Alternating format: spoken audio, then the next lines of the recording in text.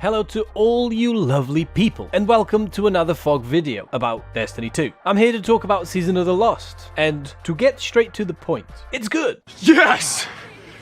That's awesome! I think Bungie did a really good job, and you definitely don't hear me say that very often. But I'm still going to take my usual critical approach, and also talk about the things that I didn't particularly like, and that I feel could have been done better, because you know, that's what I do. So primarily, the main question, is Season of the Lost actually good? Is it the best season we've ever had in Destiny 2? I would certainly say it's up there. I'd say top 3 for sure. But has it correctly expanded our experience as players within Destiny 2? Does it bring any innovation? And how well is the story developing and being told? Has it transformed the Destiny universe in any sort of way? These are all pretty big questions. Other extremely important topics that we need to look at and talk about are, of course, crossplay and the Trials of Osiris revamp, which, by the way, absolutely excellent. Everyone is loving it. But more on that later. There's also, of course, some new weapons and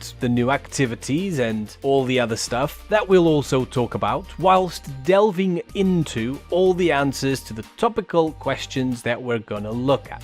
So to start with, is Season of the Lost good? Is it a good expansion? I mean, I know it's not an expansion, but anyway, the short answer is yes. As I said, Bungie have done a really good job. Going back to the Dreaming City was an excellent decision. It's the only place in the Destiny universe that really offers more than just one unique way of playing the game. And of course, I'm referring to the Ascendant Realm. The resumption of the Marasov saga, which now links in with the Crow, obviously, and Osiris, and expands a lot on Savathun. It all came together really well, and seems to be nicely linking into the Witch Queen DLC and its own story. So, as far as all that goes, story-wise, Season of the Lost was able to make the whole narrative clearer. But, negatively speaking, in my opinion, it feels a little bit like Bungie missed an opportunity to really bring in the shock effect.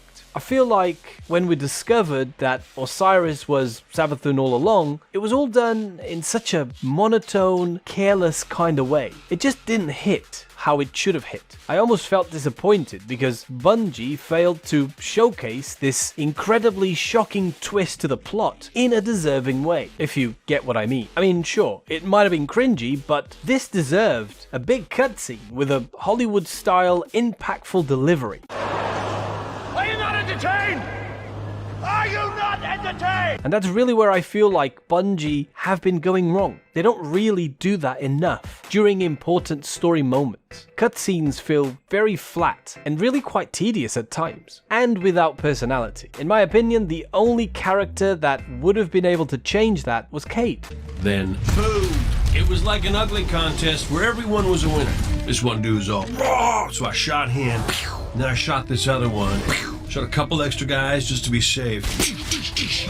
I did a lot of shooting, if I'm being totally honest. But they got rid of him, so in any case, overall, I like where the story is heading and how it is developing. Now moving on to the seasonal activity, Astral Alignment. It's really quite meh, you know? It's just another mindless and really quite boring horde mode. None of it makes much sense. And it really doesn't add anything new to the game. It's just kill ads and fill up the little bar on the left and put some orbs in some wells or whatever those things are, and then just kind of, you know, kill a boss or two and you're basically done. It's pretty much a copy-paste from other seasonal activities, which I guess as far as that goes, I just don't think we're ever going to see anything like the Menagerie, which to be fair was still a horde mode, but it was done and put together with much more class and style. Every encounter had its own well thought out mechanic. You felt there was effort that was put into it, but in any case, it is what it is. It's there. I guess we'll only have to do it a couple of times a week, and to be fair, it does lead to the Shattered Realm. Now this is something special and really unique. Not only does it expand on the Dreaming City, but also brings back the Ascendant Realm in a meaningful way. And sure, it is fairly basic, but it is still offering different mechanics and a pretty awesome sense of exploration inside an eerie, dark, mysterious underworld. It's a really great addition in my opinion. Now obviously we also have new gear, mainly new weapons, and they're just fine, I guess. I do like the design, but at the end of the day, they're just the same as every other weapon of the same archetype.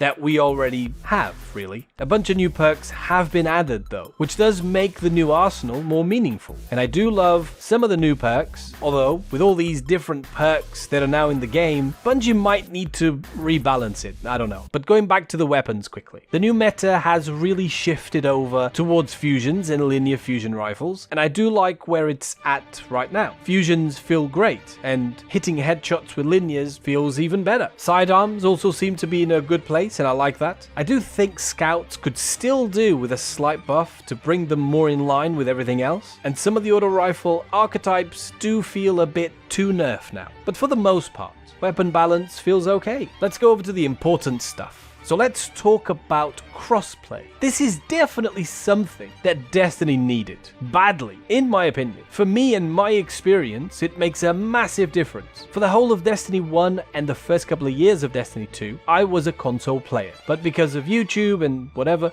I moved over to PC and left behind all my friends, my clan, and although I have a couple of friends I play with on PC, it's just not the same when you have a high number of friends that you can mix and match and play different modes with, organize raids and higher difficulty content. In my opinion, Destiny is now on a whole different level and playing field with this edition alone. It should have been done much longer ago, but hey, better late than never, as they say. And now, finally, Trials of Osiris. I mean, wow, just wow. I'm so impressed with Bungie. They've finally had the balls to allow matchmaking in Trials. Just being able to jump in as a solo is absolutely superb. The entire layout feels excellent. And even though I'm terrible at PvP, and I've not really even gotten past 3 wins, it doesn't feel as hardcore as it did before. It undeniably adds another excellent mode that we can all jump into on the weekend. And you can just play for the bounties and trials engrams by taking it easy, or get yourself a team and try for flawless. It's great. I absolutely take my hat off to Bungie. Seriously well done. And also, side note, if any amazing, super duper PvP player out there is watching this and would like to, as they say, give me a hand in getting to flawless, let's just say I wouldn't say no. And I think that's really it. Overall, the game feels like it's in a really good place. I mean, maybe this honeymoon period wears off within the next couple of weeks or something, but for now, I'm gonna enjoy this time and make the most of it. And I'm sure you will too. So yeah, thank you all for watching. I'll see you all soon. Goodbye.